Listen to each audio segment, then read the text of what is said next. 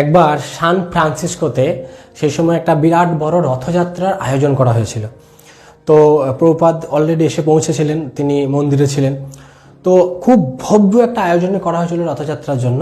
কিন্তু মুশকিল হলো, যেদিন রথযাত্রা হলো সেদিন সকাল থেকে তুমুলুক বৃষ্টি, মানে এত বৃষ্টি যে ভক্তদের খুব মন খারাপ হয়ে গেল। কারণ এত অ্যারেঞ্জমেন্ট করা হয়েছে, এত গেস্টকে বলা হয়েছে, আর এই যে এত বৃষ্টি, সেই বৃষ্টির জন্য সব বন্ধ হয়ে যাবে। কারণ বৃষ্টি পড়লে সব, কারণ আমাদের রথযাত্রার উদ্দেশ্য কী থাকে, যাতে বেশি ভক্তরা মানুষের সাথে, ভগবানের সাথে কানেক্ট হতে পারে। প্রচার হচ্ছে মেন উদ্দেশ্য।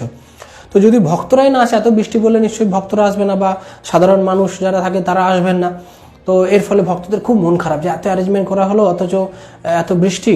তো সেই সময় কি হলো, ঠিক মেন টাইমে প্রভুপাদ 4 চাকা করে এলেন, এবং প্রভুপাদ 4 চাকার ভেতর থেকে যেই দরজা খুলে, অর্থাৎ গাড়ির দরজাটা খুলে প্রভুপাদ যেই মাত্র ভূমিতে ওনার চরণ ধুলে, ওনার চরণ পদ্ম, ওনার চরণ স্পর্শ করলেন, আর সেই সময় হঠাৎ করে বৃষ্টি স্টপ এবং সূর্য একদম জ্বলজ্বল করে জ্বলে উঠল।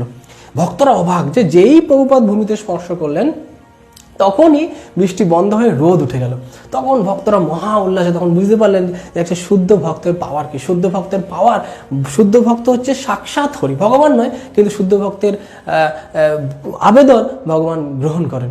জগৎগুরু শিলা প্রভুপাদ কি জয়। Thank you for watching our video. Jai Srila Prabhupada.